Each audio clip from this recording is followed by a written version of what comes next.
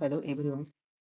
WBSC-DCL যে নতুন ভ্যাকেন্সিটা junior যে নতুন ভ্যাকেন্সিটা বেরিয়েছে, সেখানে ফর্ম ফিল আপের সময় ডোমিসাইল সার্টিফিকেট রিলেটেডে আপনারা অনেকেই কনফিউজে আছেন।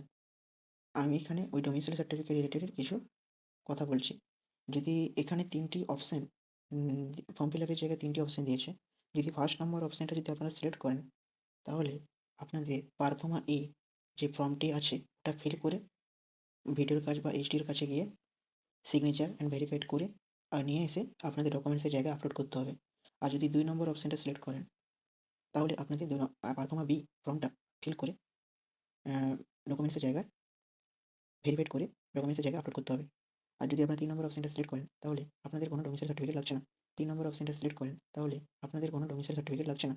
কারণ আপনাদের ওই কাস্ট সার্টিফিকেট যে আছে ওটাই আপনাদের আপলোড করলে হবে। আপনাদের কোনো এক্সট্রা ডোমিসাইল সার্টিফিকেট আপলোড করতে হচ্ছে না। আচ্ছা, আমি এখানে যদি ফার্স্ট পারফর্মা এই ফর্মটা এই ফরম্যাট দিয়েছে। এখানে ফার্স্ট ক্যান্ডিডেট নেম লিখবেন, দ্বিতীয় তারপরে বাবার নাম লিখলেন, তারপর হাউস নাম্বার বা ভিলেজ দিলেন, post office, pincode, police station, district and কোন অ্যাসেম্বলিতে আপনার কনস্টিটিউয়েন্সি অ্যাসেম্বলিতে আপনারা বসবাস করেন সেইটা দিলেন, ফটো দিলেন, সিগনেচার করলেন। তারপর আর নিচের ওগুলো কোনো করার দরকার নেই। ওগুলো ভিডিও অফিসাররাই করে দেবে। এগুলো কমপ্লিট করার পর ভিডিওর কাছ থেকে ভেরিফাইড করে নিয়ে এসে নিলে আপলোড ওখানে আপলোড করলেই হয়ে যাবে।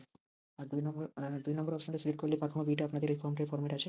এটা আপনাদের বাবা-মার ডকুমেন্টস দিয়ে করে আপনারা ভিডিওর কাছে নিয়ে যাবেন। ওখানে ওরা করে দেবে।